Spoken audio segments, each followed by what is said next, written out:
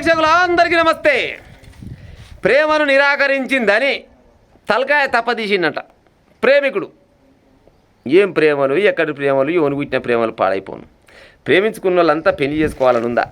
పెళ్లి చేసుకున్న వాళ్ళంతా ప్రేమించుకోవాలని ఏమైనా ఉందా? మస్తు ప్రేమించుకున్న వాళ్ళు పెళ్లి చేసుకుంటారు. పెళ్లికి నిరాకరించిందని దారి కాసి మెడకాయ కోసేసిండట. మెడకాయ కోసేసి చచ్చిపోయిందని నిర్ధారించుకొని అమ్మాయి ఇక చచ్చిపోయింది అనుకొని అక్కడి నుంచి పారిపోదాం అనుకుంటున్నాగానే స్థానికులు పట్టుకొని పందిని కుదిరాడు గుద్దిసి పెట్టి పోలీసు వాళ్ళకి ఫోన్ చేస్తే పోలీసు వాళ్ళట ఆయన కొనిపోయి దవాఖాన లేచిరాట. ఏడ జరిగింది ఈ ముచ్చటంటే జడ్చర్ల మున్సిపాలిటీల దగ్గరనంట పోలేపల్లి అనే ఒక ఊరు ఉంటుందట. ఆడ ఒక ఆమె ఆమె పేరు వైష్ణవి, 24 సంవత్సరాలు ఉంటుంది. ఈమె ఏదో ప్రైవేట్ పాఠశాలలో రిసెప్షనిస్టు ఏదో అంట పనిచేస్తుందట. అయితే ఈ పోరగాడు ఆమెకు ఇన్స్టాగ్రామ్లో, ఫేస్బుక్లో, సోషల్ మీడియాలో ఏదో రకంగా చిన్నగా పరిచయం అయ్యి 2 ఏళ్ళు ఆయనట. ఈ సోషల్ మీడియా పాడైపోయిన సోషల్ మీడియా వచ్చినాక మంచికుంది చెడుకుంది. ఇక మరి ఎట్ట పరిచయం అయిందో కంప్యూటర్ కాలం ఇత్తనం అయిపోయింది. ఈ కాలంలో ఎవరిని ఏమంటట్లేదు కానీ చిన్న పరిచయం అయినాక దోస్తానం పెరిగిందట. దోస్తానం పెరిగినాక ఏమైతే జరంత ముందరకు పోయినాక ఇక పెళ్లి చేసుకున్న కాడికి వచ్చిందంట. 2 ఏళ్ళ నుంచి కాలం గడుపుతూనే ఊరంట.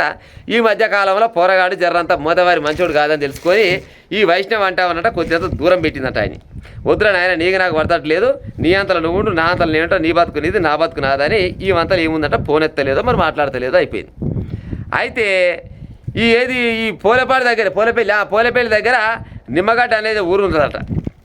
అయితే ఈమె ఉద్యోగం చేసి బయటికి వెళ్ళి బస్సు ఎక్కిందట. బస్సు ఎక్కి మళ్ళీ ఇంకొక ఆడ దిగి ఇంటికి పోదాం అనుకుంటున్నాగానే సార్ పోతప్పుడు మంచిగా కత్తి మంచిగా నూరుకొని పోయినట. పనికత్తి తీసుకొని పోయినట.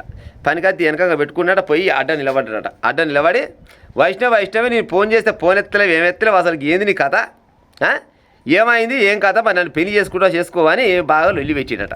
లొల్లి పెట్టాగానే ఈ మోటానా ఇద్దరు పొద్దున కాసి పెద్ద లొల్లి అయిందట.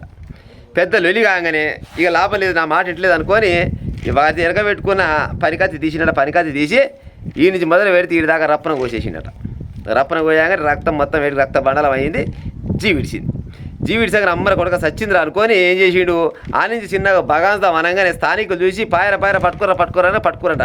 పట్టుకొని పందిని గుద్దినట్టే గుద్దిసి పెట్టాట. ఆయన పొట్టు కొట్టినాక పోలీసు వాళ్ళకి ఫోన్ చేస్తే సార్ పలానా కాడికి రారంటే వాళ్ళు వచ్చి ఈయన పరిస్థితి బాగలేదని ఈయన ఫస్ట్ అయితే దవాఖాన కొనబోయి ఆయనకేమో వైద్యం అందిస్తున్నారట. ఈ అమ్మాయి చచ్చిపోతే ఈవెన్ కొనబోయి మార్చూరు లేచిరట. చూడరు కథ, ఏం ప్రేమలు, ఎక్కడి ప్రేమలు.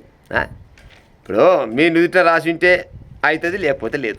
అంతేగాని నీ అంతలో నువ్వు నా అంతలో ఉంటే అయిపోద్ది కదా. లేదు, ఒకవేళ పెళ్లి చేసుకోవాలనుకుంటే అమ్మాయి తల్లిదండ్రుల దగ్గర పోయి అయ్యా మరి ఇక్కడ ప్రేమించిన 2 ఏళ్ళ ప్రేమించుకోబట్టి మరి నేను పెళ్లి చేసుకుందాం అనుకున్నా, నన్ను ఇబ్బంది పెడుతుంది, నన్ను మోసం చేసింది, లేకపోతే నేనే నిన్నవన్న లంగ దొంగ తిరుగుతున్నా, ఇక నుంచి మారతా, మా అమ్మగారు నాకు ఇచ్చి పెళ్లి చేస్తే నేను పూల పెట్టి చూసుకుంటా అని ఏదో కథలో పడితే ఇస్తారు, లేకుంటే లేదు. ఈ ప్రేమించిన వాళ్ళంతా ప్రేమ విఫలం అయితే గిట్టే తప్పుకుంటూ పోవాలంటే ఇవాళ భూమి మీద మనుషులు భక్తుండొచ్చునా? చాలా మంది ప్రేమిస్తూనే ఉంటారు. అది ఆడళ్ళైనా మొగళ్ళైనా ఈ కాలంలో పాడైపోను ప్రేమలు గట్టినే ఉన్నాయి. ఇక వీళ్ళ లెక్క ప్రేమ విఫలమైన వాళ్ళల్లా కత్తి పెట్టి కోసేసి చంపేస్తే ఎట పాడైతే చెప్పురి. చెప్పుంటి లంగబాడు కావాలి పాడారు మా అమ్మగా నువ్వు పోలీసార్లు ఈయన కొనవయ్యి ఈ వారం మోగించి మళ్ళీ గిసోటి పని చేస్తావా అన్నదాకా లోపలేసే ఉపాయం చేయరి.